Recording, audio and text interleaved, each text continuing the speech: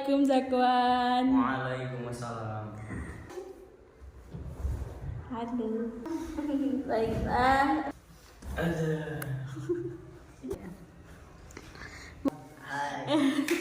Ya, kita mulai ya. Kamera rolling action.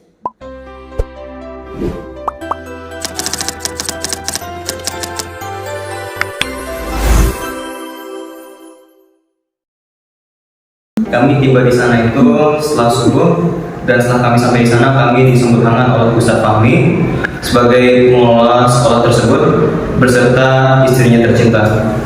Di sana kami diberi sarapan, dan setelah sarapan itu kami ada mengeksplor sedikit area tersebut.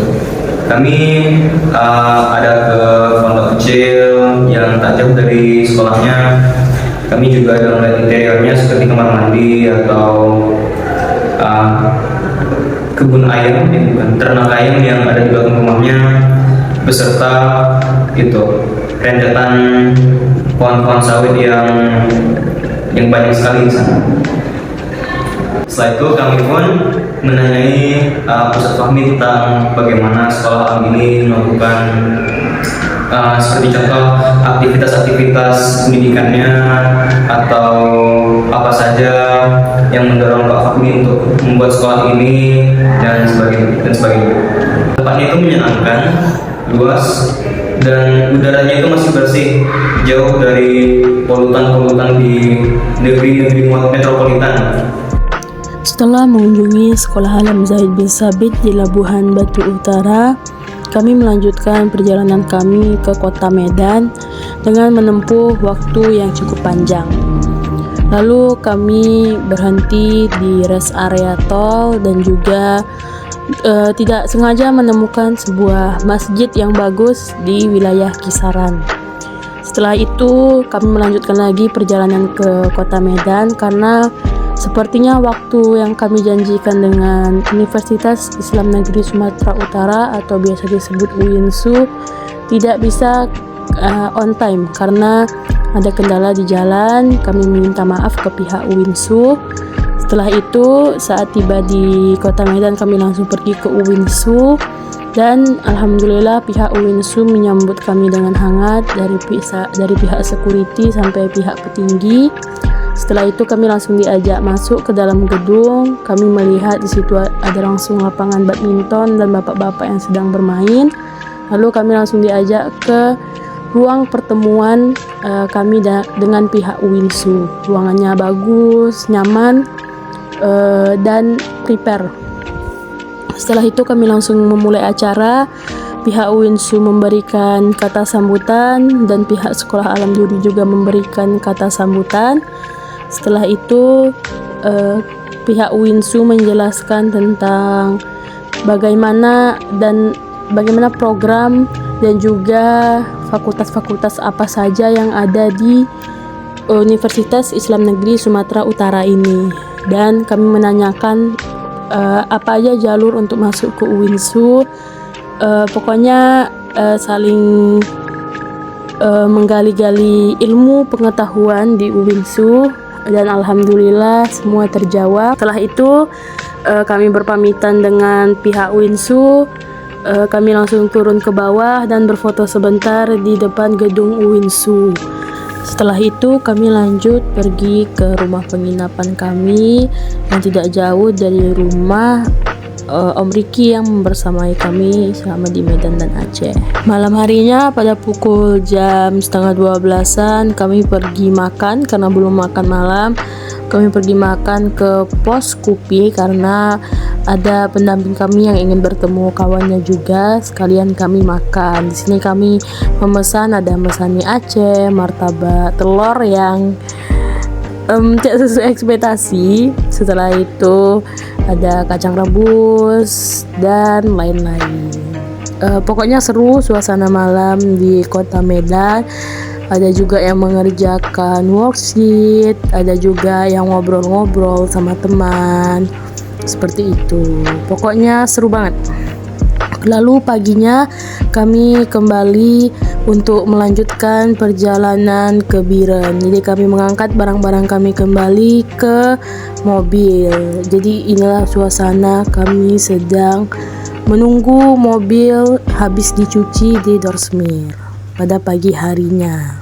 Dan selanjutnya kami akan pergi ke Istana Maimun sebelum melanjutkan perjalanan ke Biren.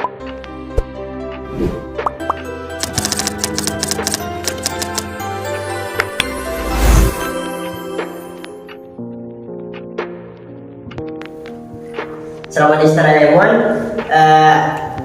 Saya berada di dalam mobil Hiace dengan teman-teman yang laki-laki, sedangkan yang perempuan di Innova. Pada saat masuk parkiran Istana Maimun, mobil sudah berhenti dan kami keluar satu-satu dari mobil Hiace dan melakukan perjalanan untuk masuk ke dalam Istana Maimunnya. Selama perjalanan kami menunggu teman-teman yang lain ada di WC atau beli jajan dan berfoto-foto sebentar, termasuk saya sendiri untuk berfoto-foto. Dan akhirnya kami masuk ke Istana Maimun, menunggu para ibu-ibu membeli tiket. Yang saya lihat di Istana Maimun ada foto sultan, senjata-senjata, kursi meja pada zamannya dulu, dan cermin yang sangat besar.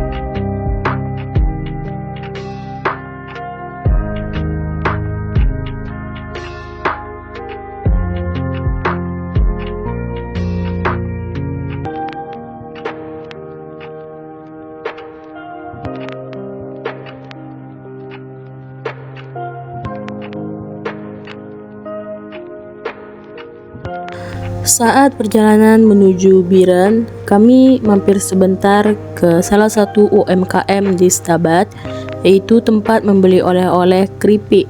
Bisa disebut namanya keripik rindu. Jadi di sana menjual berbagai macam oleh-oleh seperti dodol khas Stabat.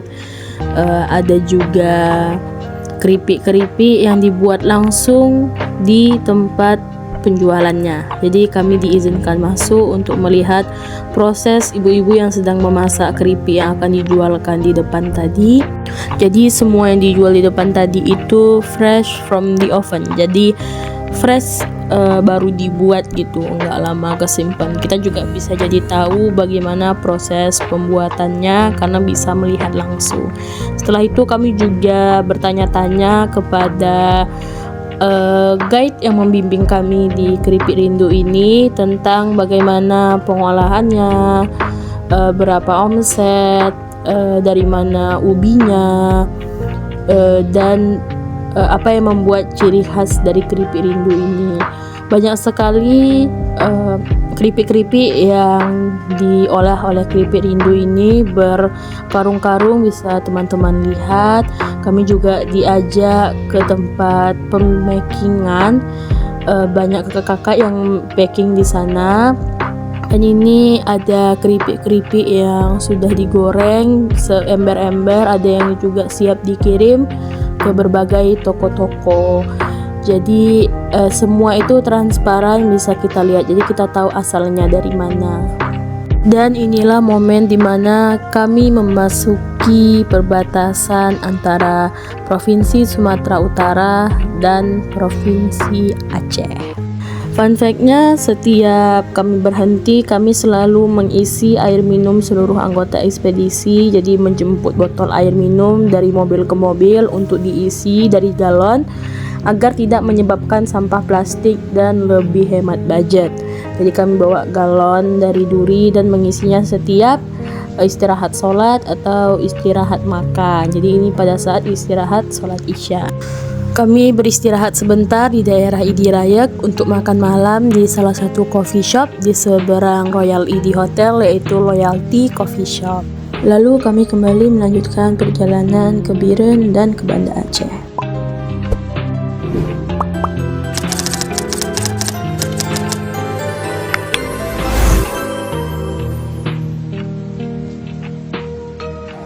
Kalau di sekolah alam Biren itu dia karena kita nyampe nya juga larut malam, jadi kita nggak bisa banyak ini bercerita mungkin, dan juga kita juga mepet juga dengan ronde yang harus kita jalani. Itu sewaktu hadir tuh ya kasihan juga kan yang menyambut juga baru ini kan terlalu tidur. Awalnya kita ada janjian mau datangnya sebelum larut malam, masih jam 9-an ya, masih aman. Ini udah jam 12 mau jam 1 baru nyampe. Nah, alhamdulillah ya ada juga yang menyambut kan, dan juga kita diarahkan ikut tidur di saung-saung yang sudah disediakan gitu. Dan juga ya pertama masuk sekolah itu kan lingkungannya sangat berbeda dengan sekolah kita yang dinding-dinding semua isinya kan. Kalau di sana enggak, dia full saung dan juga struktur tempatnya itu beda. Dia ada yang naik, nanti di atas sebelah sini, nanti ada juga di atasnya lagi. Jadi unik lah, berasa kalau kita jalan-jalan itu nginap di villa gitu, ada villa kan. Terus pemandangannya juga indah juga kalau pagi itu. Karena ada waktu untuk istirahat sedikit ya kami gunakan untuk istirahat sampai waktu subuh kami mau kembali bersiap-siap mandi, dan juga disediakan juga sarapan dari saudara kita sekolah alam Biren. Ya, dan juga lupa nih dijelasin, ternyata sekolah alam itu tidak cuma di Duri aja, ternyata ada luas. Nah, situ. Dan juga di sana kami juga ada sharing sedikit tentang bagaimana program sekolah alam Biren dan juga sekolah alam Duri. Ternyata ada kelebihan yang dimiliki oleh sekolah alam Biren dan ada juga kelebihan yang ada di sekolah alam kita di Duri. Jadi bagi kita jangan terlalu terpaku dengan kelemahan kita, fokuslah pada potensi kekuatan kita dan tingkatkan lagi gitu. Kemarin udah sempat sedikit ngobrol-ngobrol dengan beberapa 1, 2, 3 orang lah ya, kayaknya 3 orangan dari Biren. Itu ada namanya Vulkan kelas 9 masih, karena memang sekolah Biren itu kan masih baru sama SMP. Terus juga ada sempat bertukaran IG ya. Jadi kemarin pas bulan juga sempat ditanyain kabarnya gitu. Ya silah. Kami meninggalkan Biren sekalian sekolah alam Biren pada pukul 9 pagi.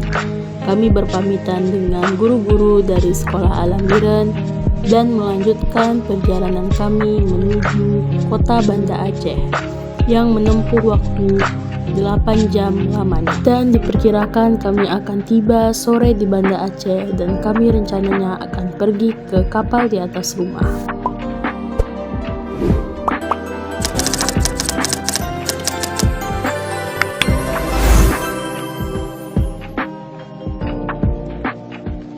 Jadi mungkin saya boleh ceritakan dari pertama kali kami datang ke sana.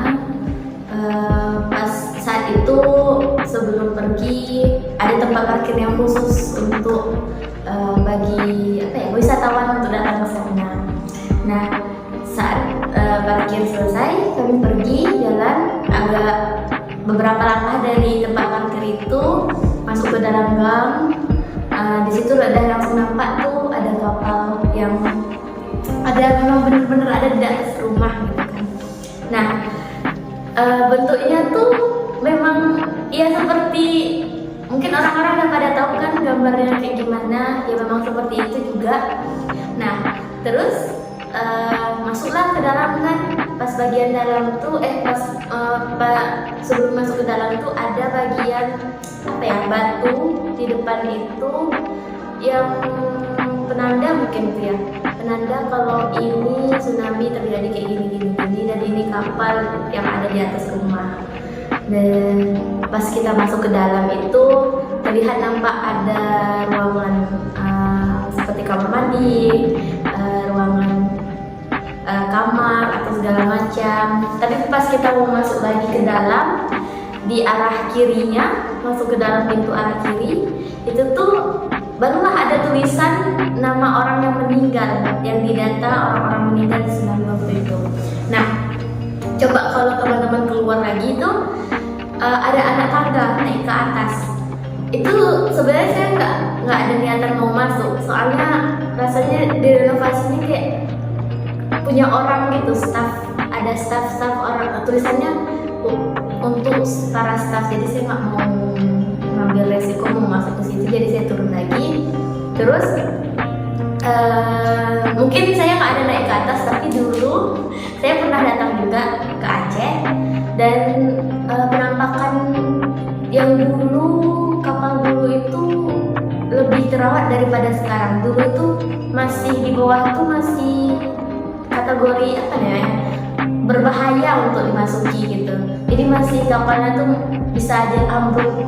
Jadi orang tuh nggak boleh masuk ke dalam situ, masih di garis polisi gitu. Tapi sekarang udah dibersihkan, udah ada papan nama kayak gitu, dan itu wow, sangat luar biasa gitu kan. Nah, dan yang bisa saya tahu dulu tuh memang suasana waktu berada di atas tuh ada tempat untuk naik ke atasnya kan, melihat kapalnya dari atas itu memang rasanya pengen lompat langsung pengen nengok ke dalam, tapi kayaknya nggak bisa deh, takutnya jatuh gitu. Terus karena nggak bisa naik ke atas, dan ada salah seorang yang biasa disebut tuh apa namanya ya, apa bahasanya, saksi hidup itu Mak Kola udah datang. Akhirnya semua teman-teman yang sebelumnya kan ada di atas itu turun ke bawah mendengarkan ceritanya Mak Kola. Untuk masuk kuala dulu kita, kapal datang. Rupanya di belakang kapal itu air laut naik. Air laut. Orang bot ini panggil, iya laut bahasa Aceh, air laut naik katanya. Air laut. Nenek kan lagi nunduk, belum ambil perih, baru cari piring udah pecah nih. Saya bangun lihat. Kenapa lihat? Kita waktu di air laut bukan lari, nak lihat dulu bagaimana airnya. Nenek gitu juga, waktu nenek bangun dia. Waktu nenek lihat terkejut. Masya Allah, mati lurunya. Bahasa Aceh itu mati saya hari ini. Bahasa Aceh mati lurunya. 2 gelombang besar, maka nenek bilang mati saya hari ini. Gelombang pertama berjalan antara sungai dan darat datar. Wah. Tempat nenek berdiri masih kering, belum datang air. Itulah nenek pasrah. Bagaimana mulai tutup sudah bergoyang, dah begini. Dalam hati saya minta sama Allah, ya Allah ya Tuhanku, saya tak sanggup lari. Berenang pun saya tak bisa, mana tak bisa berenang. Kalau saya hari mati, saya minta dalam kalimah la ilaha illallah. Saya minta tangan, saya taruh di dada. Berzikir nenek la ilaha illallah. Rupanya dalam zikir nenek itu berulang dipanggil sama Allah, dibisi. Kamu lari pulang naik lantai 2 Ibu Abbas ya. Ajak yang punya rumah, ajak tetangga. Itu ada lantai 2 tadi kan, dan naik kamu ke sana. Ajak yang punya rumah, ajak tetangga, anak-anak bawa ke atas semua katanya. Berulang-ulang dipanggil, nenek tak peduli, berzikir terus. Nenek air mata saya menetes itu dalam la ilaha illallah. Rupanya ditepuk di bahu. Ditepuk dari sini. Waktu nenek balik terkejut, tak ada orang. Ya Allah, orang pada lari semua, kenapa tak lari? Baru balik arah lari, nenek di depan, di belakang. Kami sudah pasrah, kata Ibu Abbas ya Allah, mungkin hari jumpa terakhir kita, ini ajal kita semua, minta maaf. Lagi kami dah puan datang kapal, inilah kapalnya. Jadi kami satu desa 6.000 tinggal 1.000. Ada sekarang dah ramai lagi. Jadi kami 9 jam di atas kapal. Waktu jam 5 sore gini hari air surut, ditolak turunlah kami. Nah, turun kami. Pertama sangat senang, airnya sudah surut. Sesudah airnya sudah selutut, baru nampak mayat bertimpangan di jalan. Di atas kapal 3 mayat kami tarik, 1 baby, 1 7 tahun, 1 19 tahun. Sedih banget. Bikin saya nangis luar biasa gitu kan, kayak ya Allah, ada pula yang tertindih dari kapal tuh, ada yang nggak tahu kayak gimana bentuk wajahnya, nggak nampak sama sekali, tuh bertebaran di bawah-bawah apa namanya tanah di lantai. Setelah cerita ya kami foto bersama gitu kan, foto bersama.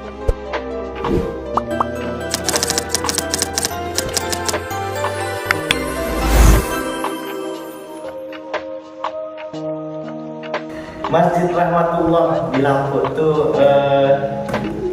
tidak bisa cerita banyak, cuman pas masuk ternyata ada ini semacam tempat galeri-galeri foto-fotonya tentang ya itu pasca bencananya atau setelah bencananya itu ada, terus diceritakan tahun berapa sekian ada datanya ini, terus berapa negara yang membantu itu dijelaskan. Dan juga yang menariknya di Masjid Rahmatullah Lampung ini itu di dalam masjidnya itu memang masih ada bekas reruntuhan aslinya, walaupun tidak banyak sih tapi nggak apa-apa. Yang jelas di belakang itu ada disekat, di belakang bagian belakang sebelah kiri masjid itu kalau masuk itu nampak itu reruntuhannya dan juga dahsyatnya ternyata gitu. Fakta menariknya itu Masjid Rahmatullah ini adalah masjid yang paling dekat dengan pantai dan laut, yang dimana ketika tsunami itu terjadi masjid inilah yang paling terdekat. Jadi nggak bisa terbayangkan bagaimana bisa gedung yang sangat dekat dengan daerah yang tsunami tersebut bisa selamat dari tsunami itu gila sih. Setelah dari Masjid Rahmatullah, kami pergi makan bakso dulu di Bakso Idaman Batara yang tidak jauh dari Masjid Baitur Rahman. Kami sekalian menunggu Maestro Bang Zulfan Afdillah untuk kami wawancarai terkait syariat Islam.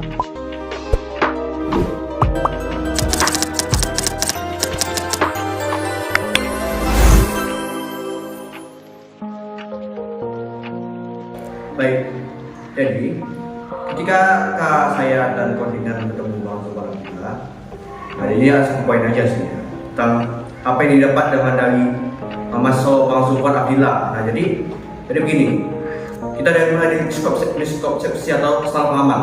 Jadi gini, jadi orang luar tuh kalau melihat Aceh seperti hukum cambuk, potong tangan, potong leher yang ya bahasa Islam gitu. Jadi orang tuh mengira kalau kekejam banget ya, masa mencuri, potong tangan, berzina, cambuk 100 kali. Jadi ketika saat itu banyak orang Muslim juga, bahkan bagi non Muslim terutama mengira kalau Islam itu atau bahkan apa gimana ya, terasa ada hal yang terasa kejam gitu, tidak manusiawi, melanggar HAM. Jadinya ya seperti jadi memang bikin rusuh pada situ kadang-kadang gitu, bikin orang skeptis dengan Aceh, terutama non Muslim.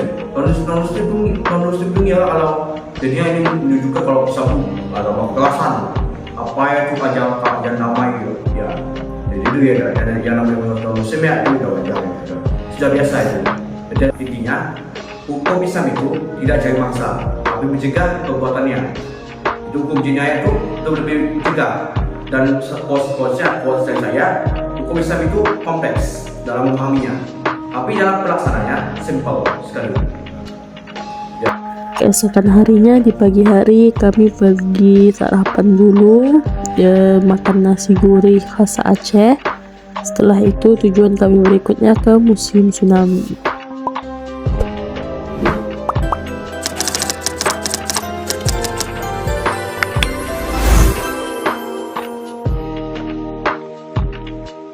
Ekspedisi di Museum Tsunami itu kami perginya pagi. Kami perginya pagi itu parkirnya di lapangan Belangke Padang, karena Museum Tsunami itu seberangan sama lapangan Belangke Padang. Lalu setelah itu kami jalan sedikit, itu tuh di jam 8:30 ya. Iya. Jadi kami masuk itu beli tiket dulu, tiketnya berupa kartu, nanti dikasih ke security-nya. Kami masuk, yang pertama itu ruangan yang kami masuki itu namanya pokoknya saya kurang ingat namanya, tapi isinya itu seperti ada aliran air gitu di dinding-dindingnya. Habis itu di bawahnya juga saya hampir terpeleset sebenarnya di sana. Juga dari atas juga yang ada rintik-rintik hujan gitu. Mungkin itu kayak dari yang saya lihat ya, kayaknya itu menggambarkan kayak mana dinding-dinding ya setelah kejadian tsunami ya, gimana rasanya gitu ya. Itu cukup jalannya tuh ada menurun gitu, bisa nggak naik lagi. Lalu setelah itu waktu keluarnya kami tiba di ruangan yang banyak kayak layar-layar segi empat gitu. Dia agak kayak tangga gitu, tapi ada foto-foto bagaimana pasca tsunami, bagaimana korban-korban tsunami, ada videonya juga yang ditampilkan kayak 360 derajat gitu ya, begini lewat Infocus gimana dahsyatnya tsunami Aceh pada tahun 2004 itu. Nah, lalu kami sedikit lama di sana foto-foto untuk melihat-lihat ya, karena dia banyak tuh, kotak-kotaknya banyak. Jadi agak naik ke atas, kotak-kotaknya ada lagi. Dia kayak ada layar gitu di dalamnya, bisa ganti-ganti layar lagi. Habis itu kami lanjut melewati lorong itu. Nah, di dekat lorong itu ada ruangan. Dalam nama ruangan Sumur Doa. Kami masuk ke sana. Waktu pertama kali saya masuk ke sana itu hawanya sedikit mungkin merinding. Habis itu agak lain lagi gitu, agak bawaannya sedih aja gitu ya. Jadi dia tuh kayak ruangan gelap gitu. Habis itu ada kayak nama-nama orang yang meninggal, tapi baru setengah dari ruangan itu sih. Nah, nama-nama orang meninggal itu. Oh ya, habis itu kami ada naik tangga gitu, kayak lorong itu di dinding-dindingnya itu dicat 99 Asmaul Husna. Nah, dan di ujungnya itu langsung ada jembatan ya, jembatan perdamaian kalau nggak salah ya. Iya, jembatan damai. Pokoknya di situ ada tulisan-tulisan dari berbagai negara di atasnya itu. Di bawahnya itu apa, kayak kolam air gitu ya. Nanti bakal ditemui di akhir keluar dari musim tsunami. Di atasnya itu dari berbagai negara, kata bahasa lain dari damai. Nah, setelah itu kami foto-foto sedikit di sana karena emang tempatnya estetik dan bagus. Dan kami tiba di ruangan ada seperti peta Aceh, kayak dari bebatuan gitu ya, dari bebatuan gitu Aceh dicat emas gitu. Habis itu banyak sejarah-sejarah Aceh lah ya di sana, landscape-landscape-nya Aceh. Setelah itu kami masuk ke ruangan film kalau nggak salah. Kami nonton film ya, nonton film. Kami lagi nonton film. Itu tuh filmnya nggak boleh ditayangkan di tempat lain ya, nggak boleh direkam juga karena memang yang masuk musim tsunami aja yang bisa melihat itu. Film selama 10 menit ya, film pendek sebenarnya. Jadi di situ kayak bioskop kecil gitu. Nah, itu masuknya antri. Setelah dari ruangan itu kami pergi ke ruangan kayaknya baru ya ruangannya, kayak nuansa ungu gitu, estetik lah ya. Di situ ditunjukkan ilmiah kayak bagaimana gunung berapi bisa terbentuk dari gempa yang disebabkan oleh gempa gitu. Pokoknya biologis geografisnya lah dari tsunami ini yang tergantung itu dari Al-Quran. Mau menuju ruangan berikutnya, kami itu melewati banyak foto-foto di mana negara-negara lain membantu bagaimana penyembuhan trauma ke sana. Jadi dia tuh kayak begini gitu jalannya, nanti nampak tuh ada foto-foto. Lalu selanjutnya kami pergi ke masalah itu ke ruangan yang di situ tuh banyak sejarah Aceh tentang perdamaian Helsinki kalau nggak salah, tentang perdamaian Helsinki dengan negara-negara lain yang waktu itu terjadi di Finlandia. Nah, kami masuk ke sana. Habis itu sebelum masuk ke sana itu kalau nggak salah melewati bebatuan gitu, kayak bebatuan yang mungkin ada di Aceh aja kali ya. Pokoknya melewati kayak mirip-mirip kebun binatang, bukan kebun binatang ya, kayak landscape-nya kebun binatang kayak goa ya. Nah, kayak goa gitu, ada bebatuan namanya ya. Itu asli bebatuannya, tapi beberapa aja yang lainnya mungkin buatan. Nah, mungkin yang khasnya itu baru asli, ada namanya kalau nggak salah ya. Ini tempat yang lumayan aku suka setelah Sumur Doa. Itu tuh banyak reruntuhan dari tsunami kayak TV, Al-Quran, kursi, meja makan, itu tuh dimuseumkan. Habis itu ada mobil ada motor juga, Pokoknya yang kebutuhan itu emang ngelihatnya kayak waduh, kayak mana kalau kita yang berada di sana gitu ya. Banyak sih barang-barang kebutuhannya yang aku lihat. Lalu selanjutnya ruangan yang aku lihat itu ruangan isinya itu tapi belum terisi semua sih, cuma baru ada poster-poster museum tsunami Aceh gitu, baru ada poster-poster seperti itu. Mungkin layarnya belum terisi semua, tapi bagus sih, pokoknya semuanya bagus. Jadi di tengah-tengah itu ada layar gitu, jadi bentuk ruangannya tuh kayak gini, di tengah-tengahnya ada layar gitu, di tengah-tengah ruangannya. Ada juga yang aku sangat terkejut melihatnya itu waktu aku melihat barang-barang peninggalan tsunami juga. Di situ aku melihat kan ada piring-piring, ada gelas-gelas juga. Itu dia di bagian luar, nggak di ruangan gitu. Dia agak bagian luar, agak ujung bangunan gitu. Habis itu yang aku temuin itu ada tongkat Delisa. Yang pernah nonton hafalan salat Delisa pasti tahu ada tongkat Delisa waktu dia lumpuh gara-gara terkena tsunami. Nah itu tuh ada di sana. Habis itu aku langsung panggil ke teman-teman, nanti ini ada tongkat Delisa gitu kan. Lalu setelah itu ada ngelihat banyak lembaran-lembaran Al-Quran yang masih utuh. Padahal kan kalau dari segi logika Al-Quran itu kalau kena basah udah hancur kan, tidak ada sedikit buku kita kena basah di dalam tas misalnya ketumpahan air itu udah ambiar tuh semua tinta-tintanya, habis itu udah sobek gitu. Ini masih utuh loh kayak Al-Qurannya masih ada di sana. Habis itu kami lanjut turun ke bawah ke pintu keluar, baru tiba di kayak ada bulatan batu-batu gitu, batu-batu bulatan yang nampak dari jembatan perdamaian itu. Nah ada kolam isinya kayak ikan hias lah. Di sekitarnya itu kayak batu bulatan yang itu tuh nama-nama negara yang membantu Indonesia pada saat tsunami Aceh waktu itu. Jadi diabadikan lah cara berterima kasih gitu, dibuatkan kayak batu-batu bulatan gitu, dikasih diukir nama negaranya. Baru setelah itu kami tiba di pintu keluar. Sepulang dari Museum Tsunami, kami pergi makan siang dulu ke tempat rumah makan Hasan untuk memakan ayam tangkap khas Aceh dan sambil menunggu bukanya PLTD Apung.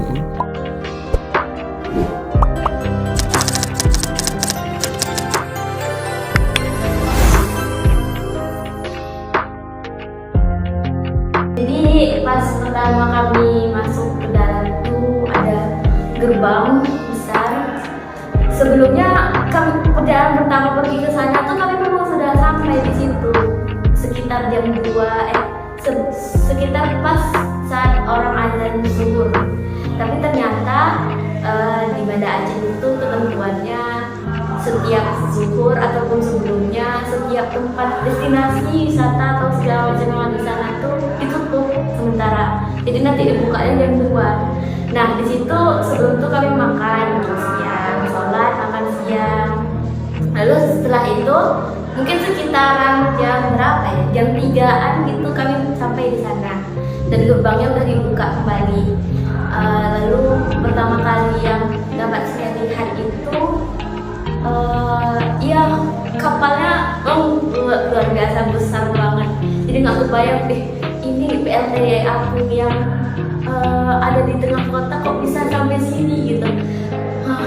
Kayak nggak ekspektasi banget gitu kan. Terus pas masuk kami disambut hangat sama salah satu guide di sana. Jadi bapaknya, seorang bapak, dia menjelaskan perjalanan kami di sana. Jadi pas masuk ke dalam bagian kiri, dari bagian kiri itu adalah pos penjaga atau seperti kayak ada orang untuk guide, pos penjaga untuk orang security atau segala macam di sana. Yang dulunya itu kata bapaknya adalah salah satu rumah yang ada di kampung itu. Jadi dulu tuh tempat PLTD Apung itu adalah sebuah kampung. Jadi salah satu rumah di bagian kiri itu sudah direnovasi menjadi tempat pos penjaga. Nah bapaknya pas bagian di kanan dari kita masuk, di arah kanan itu ada seperti bangunan yang tinggi menonjol seperti apa ya? Kalau bisa dibilang tuh gambaran bentuk tsunami. Jadi bapaknya bilang pas tsunami terjadi di daerah situ tinggi tsunami, tinggi air yang datang itu sekitar segini. Dan saya melihat ukuran saya itu nggak lebih dari, bahkan nggak bisa dibilang setengah dari tsunami, air tsunami ya Allah. Terus di situ juga terdapat di bagian dinding yang untuk tsunami itu juga ada terdapat gambar seperti masjid yang Baitur Rahman, Masjid Rahmatullah yang ada di pinggir hampir dekat dengan pantai itu.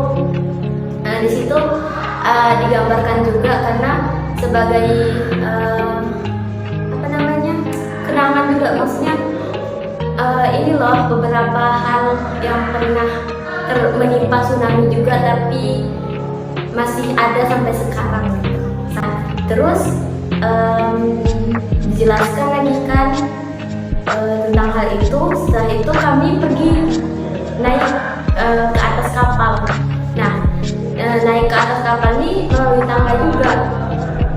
Lalu sambil berjalan ke atas, bapaknya cerita kalau kampung ini, kalau tempat ini dulunya ada sebuah kampung.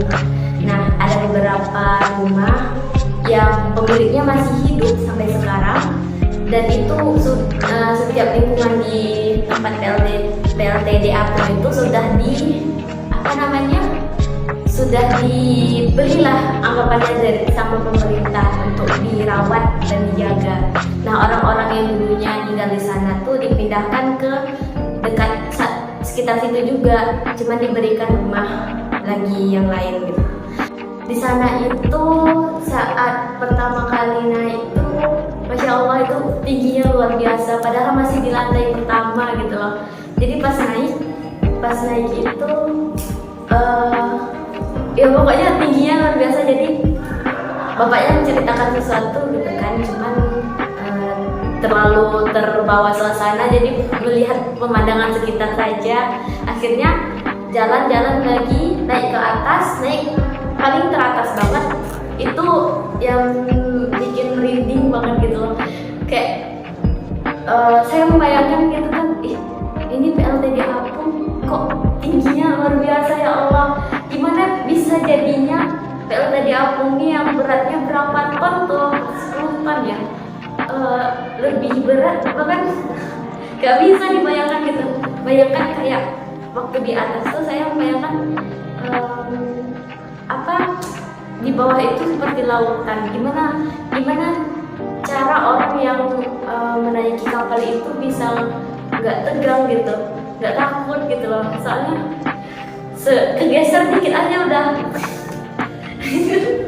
itu luar biasa. Dan itu pun di tengah kota. Jadi pas naik ke atas tuh bisa nampak di sana ada perkotaan. Situ ada ini, situ ada ini. Menampak juga ada Masjid Baitur Rahman di sana. Dan kita bisa juga melihat ada Pulau Sabang dari kejauhan. Nah, dari sana kita bisa melihat pemandangan lebih jelas dengan teleskop. Tapi cuma ada satu teleskop yang bisa digunakan. Sebenarnya itu ada 3, cuman 2-nya lagi ini perlu koin untuk menggunakannya. Dan koinnya rasanya udah nggak ada zaman lagi, untuk nggak ada di zaman sekarang gitu. Terus dan setelah itu kan kami menikmati pemandangan yang luar biasa itu. Terus kami juga berfoto bersama sama bapak guide-nya. Akhirnya turun ke bawah dan pulang.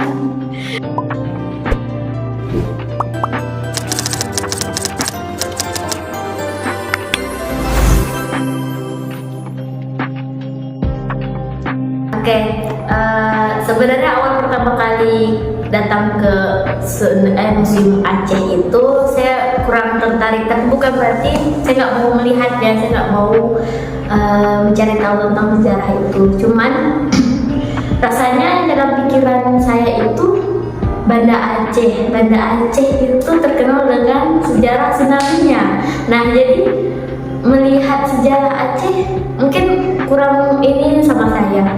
Nah, tentu belum kita coba, pasti kita belum tahu kalau kita belum coba gitu kan. Nah, pas saat pertama kali masuk, tempatnya itu kayak apa ya, tempat bangunan sekarang. Jadi saya mikirnya, oh museum Aceh itu bukan pakai rumah zaman dulu gitu, tapi ternyata sebenarnya ada rumah besarnya di sebelah gedung itu. Dalam gedung itu kami diberikan diet seorang lelaki, saya lupa siapa namanya. Pokoknya dia menceritakan pemimpin Banda Aceh dulu. Saat kita masuk ke ruangan pertama di lantai pertama, sebelumnya kami beli tiket, ternyata dia membutuhkan sebuah tiket untuk masuk gitu kan. Beli tiket, lalu di ruangan pertama pas di samping kirinya, pas kita masuk samping kirinya, nah itu tuh ada tempat di mana satwa-satwa, mungkin satwa-satwa yang waktu itu ada di Aceh, satwa seperti harimau, ada juga kijang ya. Nah, terus ada juga ular kan, yang kayak gitu. Nah, selanjutnya dari lantai itu naik lagi, di sampingnya ada anak tangga naik ke atas. Di lantai kedua itu berisi sejarah Aceh, ya, sejarah Aceh yang dari tahun sekian-sekian. Pokoknya di dalam ruangan selanjutnya tuh ada bagian sejarah dari Aceh. Nah, bapak yang ceritakan sejarah Aceh tuh mulainya seperti ini gitu kan.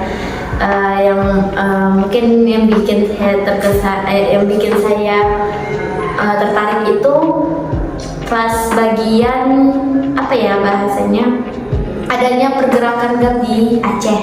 Nah, itu tuh ternyata perang saudara juga bisa terjadi di antara ini wilayah gitu kan.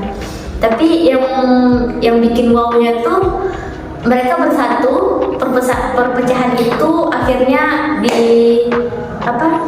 didamaikan kembali setelah tsunami itu terjadi gitu loh. Jadi memang ada hikmah di balik kuasanya Allah mendatangkan tsunami yang menimbulkan ribuan banyak korban itu, untuk salah satunya untuk bisa menyatukan dan memberi pelajaran bagi orang-orang yang ada di sana. Lalu cerita sejarahnya gitu kan, kami naik lagi ke lantai berikutnya. Lantai berikutnya itu adalah tempat pakaian adat, perhiasan segala macam yang begitu ada di sana. Seperti kayak Aceh itu ternyata memiliki beberapa pakaian adat-adat di sana. Kenapa banyak itu karena banyaknya turis pengunjung yang merantau ke Aceh, jadi beragam pula pakaian-pakaian adat di sana. Lalu ada juga perhiasan, ada juga foto-foto dari dulu, foto-foto zaman dulu. Terus juga ada itu yang namanya alat-alat tradisional yang masih disimpan sampai sekarang. Nah, ruangan selanjutnya itu nggak ada ke lantai atas tapi ke bawah. Jadi bentuknya tuh kami lurus ke kanan baru turun dari bawah di arah ya. Turun di bawah itu di sana ternyata ada berbagai macam rempah-rempah yang ada di Aceh mungkin, berbagai macam rempah-rempah yang ada di Indonesia mungkin. Itu seperti kopi, cengkeh, segala macam. Jadi ruangan tuh kayak pas pertama kali masuk, ruangannya tuh bau rempah-rempah, nyengat rempah-rempah gitu, tapi enak dihirup gitu. Terus ada juga peninggalan Al-Quran, juga ada yang masih ada gitu kan di sana. Terus akhirnya itu tur terakhir gitu kan, di dalam gedung itu kami keluar ke kanan, ternyata masuk lagi di ruangan tengah yang tadi pembeli tiket. Setelah berwisata ke bermacam-macam museum, kami menyempatkan waktu untuk pergi ke Pantai Ulele untuk menikmati sunset bersama teman-teman, dan selanjutnya kami akan pergi sholat maghrib ke Masjid Baitur Rahman.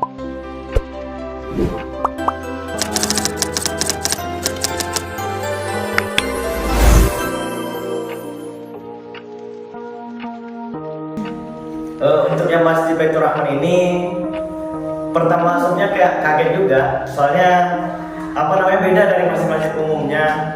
Ternyata kita harus lewat bawah tanah dulu, lewat terowongannya, tempat parkir, baru bisa naik ke atas.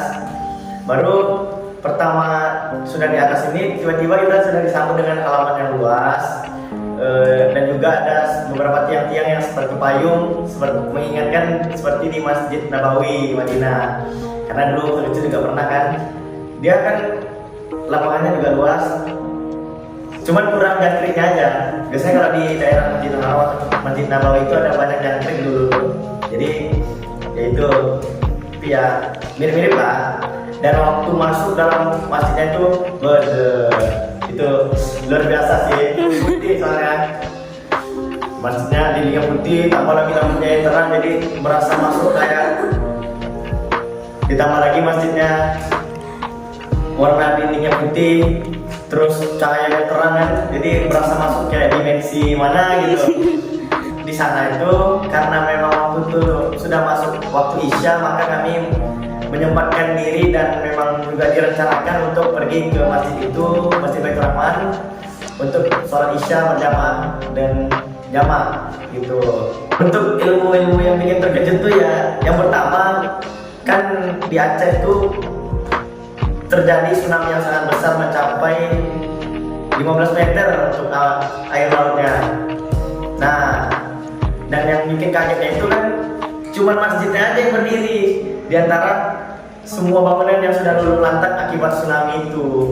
Jadi ya itulah kekuasaan Allah Subhanahu wa taala itu kan. Yang dimana kalau Allah yang menjaga, Allah menjaga, nggak ada lagi yang bisa menghalanginya. Itu. Setelah menjalani hari yang cukup melelahkan dan padat, kami mengisi energi sebelum kembali ke homestay, yaitu makan makanan khas Aceh di mie spesial, yaitu mie Aceh yang sudah lama kami ingin coba. Sejak dari Duri kami ingin mencoba kayak mana sih rasa makan mie Aceh di Acehnya langsung.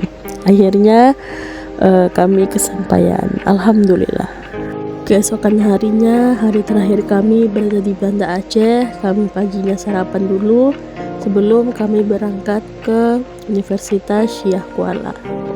Setelah sarapan, kami akhirnya tiba di Universitas Syah Kuala.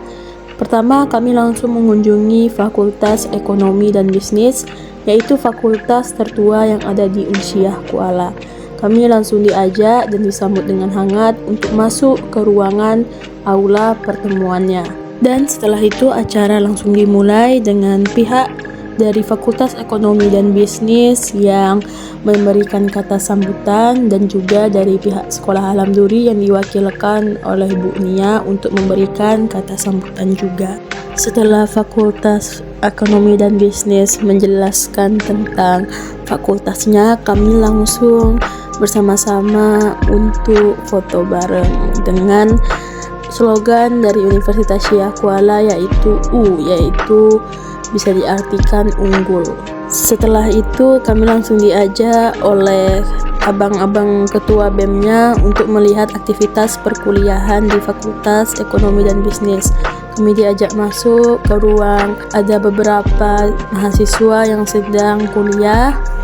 Setelah itu kami juga diajak ke lobinya dan melihat-lihat ruangan dosen-dosennya juga. Setelah dari Fakultas Ekonomi dan Bisnis, tujuan kedua kami yaitu ke Fakultas Hukum Universitas Syah Kuala.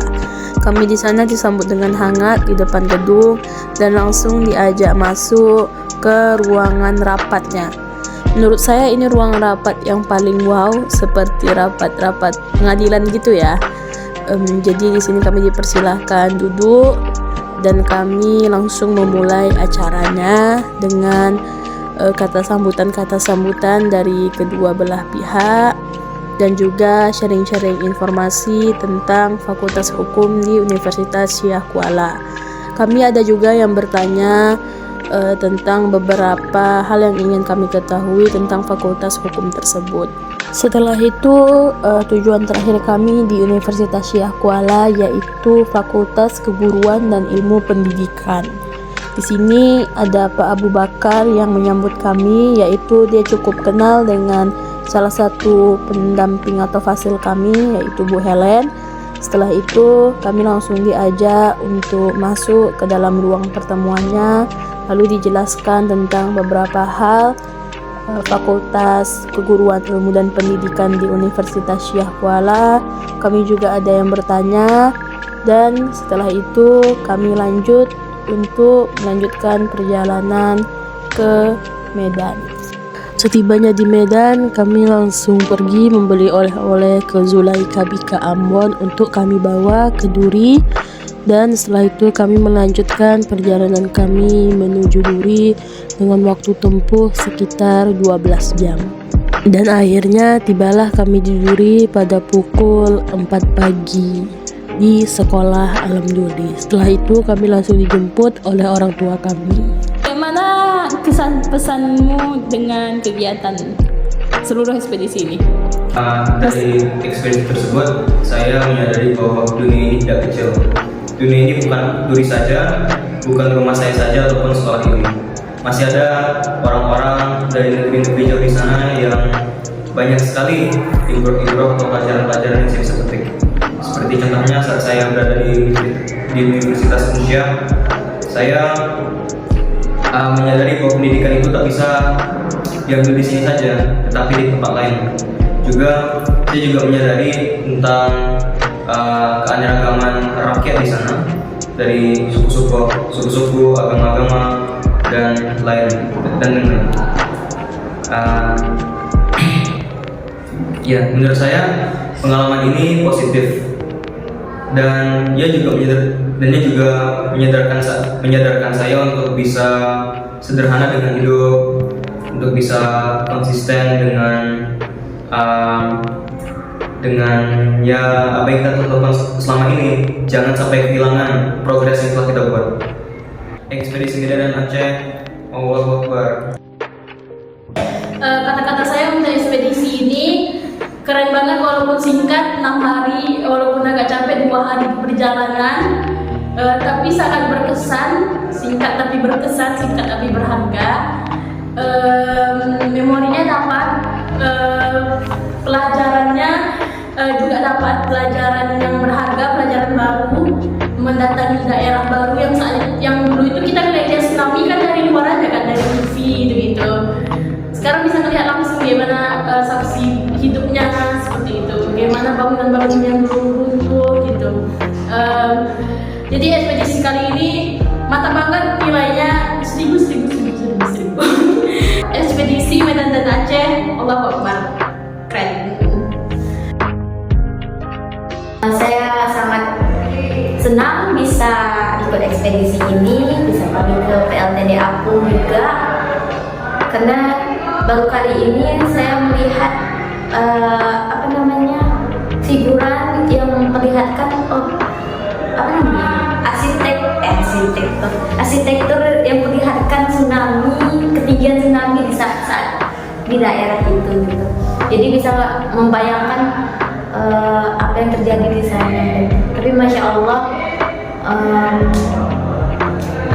masya Allah, saya bersyukur bisa melihat hal tersebut.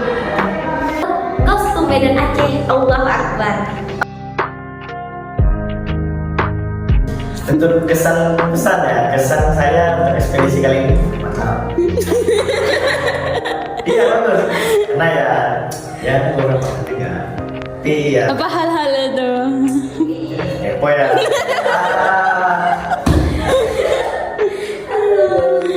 Gitu. Untuk pesannya ya semoga hal seperti ini berlanjut terus gitu. Jadi kita bisa sama-sama terus gitu. Ekspedisi Medan dan Aceh, Allahu Akbar. Ya pada dasarnya yang paling saya cari itu ya bang bertemu dengan Bang Zulfan. Tapi tentu saja yang lainnya itu tidak saya lewatkan juga lah, tidak saya lupakan begitu saja. Baik pelajaran susah di daerah ataupun tidak enak ataupun enak itu tetap ada. Ya walaupun begitu saya merasa perjalanan atau ekspedisi ini memiliki makna yang cukup besar juga dan memiliki dampak yang cukupnya lumayan untuk suku saya dalam peningkatan wawasan dan lain-lain sebagainya. Ekspedisi Medan dan Aceh, Allahu Akbar. Pesan saya tetap senang, tetap senyum, tetap gembira, dan jangan pernah menyerah. Kalau pesan saya sangat bahagia, senang. Ekspedisi Medan dan Aceh, Allahu Akbar. Yang saya rasakan pada saat ekspedisi yakni saya senang karena sering berparti di mobil AS, dan saya juga suka manual karena saya dulu menggunakan ya. Terus saya agak suka lucu-lucuan sih di mobil karena orang-orang suka pada tidurnya ngangam nggak jelas gimana. Terus yang paling saya kesan tuh ya tetap bersatu lah bersama teman-teman. Ekspedisi Medan Aceh, Allahu Akbar. Ya di sana tidak ada yang enak karena orang itu ketika saya tidur pasti foto. Ekspedisi Medan Aceh, Allahu Akbar. Senang. Ekspedisi Medan dan Aceh, Allahu Akbar. Senang karena bisa pergi bersama teman-teman, saling menjalin kekompakan dan bisa bertemu dan bisa berkunjung ke tempat-tempat yang belum pernah saya kunjungi. Ekspedisi Medan Aceh, Allahu Akbar. Senangnya karena bisa jalan-jalan ya, jalan-jalan sama bisa berkumpul dengan teman-teman dan dalam perjalanan itu bersama-sama. ekspedisi Medan Aceh, Allahu Akbar. Alhamdulillah emang senang dan seru juga untuk perjalanan ekspedisi, meskipun ada beberapa emang lagi afid misalnya perjalanan dari flu atau apa, tapi alhamdulillah emang senang lah bersama teman-teman untuk kenang-kenangan, ambil foto apa ya, banyak kali lah untuk ekspedisi ke sana situ. Ekspedisi Medan Aceh, Allahu Akbar. Sangat menyenangkan, serunya karena kita ramai-ramai. Ekspedisi Medan dan Aceh, Allahu Akbar. Untuk kesan dan pesannya dan perasaan selama untuk ekspedisi Medan Aceh ini alhamdulillah luar biasa, sangat menyenangkan karena juga merupakan pengalaman yang pertama kalinya pergi ke Medan dan Aceh, apalagi dengan segala keriwatan, keriuhan dari masing-masing anak-anak. Ekspedisi Medan dan Aceh, Allahu Akbar. Perasaan punya itu sangat bangga, terutama sama kalian ya, yang teman-teman SMA yang kali ini pergi ekspedisi Medan Aceh, jarak tempuh yang cukup jauh, yang paling jauh mungkin ya selama kita berada di sekolah alam seperti itu. Dari persiapannya, ya kan, dari pengumpulan dananya, kemudian menggali itu semangat teman-teman, fitrah keimanan dan lain sebagainya, luar biasa. Ekspedisi Medan Aceh, Allahu Akbar. Perasaannya yang pastinya bahagia. Yang pertama, Medan dan Aceh itu tempat yang pertama kali Pak kunjungi. Karena belum pernah ke sana kan, biasanya ke Sumbar, ini arahnya Medan dan Aceh dan ujungnya Sumatera ya. dunia Indonesia. Dan kenapa bahagia lagi? Karena banyak pelajaran yang kita ambil selama perjalanan, terus di tempat-tempat yang memang di situ kita bisa banyak ambil pelajaran, seperti kampus, lagi ya, museum tempat bersejarah. Ya mungkin kita tidak tahu kejadiannya, tapi dari museum itu kita bisa melihat dan tergambarkan apa yang terjadi di masa lalu atau sejarah-sejarah apa yang pernah terjadi di Medan dan Aceh, terkhusus di Aceh ya. Di Aceh itu tempat yang bersejarah yang sangat berkesan. Ekspedisi Medan dan Aceh, Allahu Akbar. Perasaannya happy, senang, seru, keren.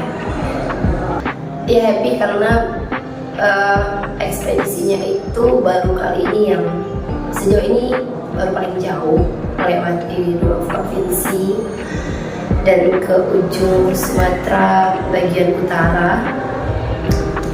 Terus happy-nya juga karena perginya bareng teman-teman laskar yang udah nggak bisa diragukan lagi kemandirian dan lain-lainnya. Kerennya karena setiap destinasi yang dikunjungi itu punya cerita dan maknanya tersendiri. Ekspedisi Medan dan Aceh, Allahu Akbar. Senang aja sih, senang dan bahagia. Ekspedisi Medan dan Aceh, Allahu Akbar. Aurel senang, Medan dan Aceh, Allahu Akbar. Perasaan sangat senang karena pergi ke Aceh mungkin masih baru pertama kali ya, jadi pas nengoknya tuh Masya Allah. Ekspedisi Medan dan Aceh, Allah Akbar.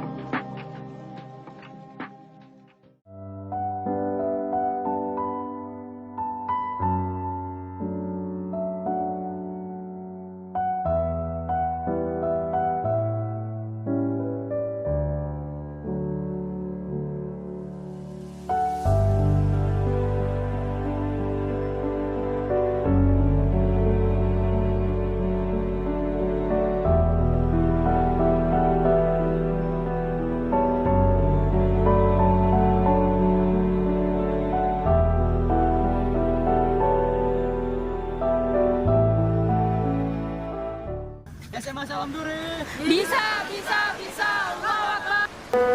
And everything will fine. You don't have to run. And all the hands keep your soul. Just wait until it's done. Remember the last time when you fly so high. It's your broken wings still fall in my heart. And when it's out of the time, please don't say goodbye. You just have to stay here, keep away, just keep away.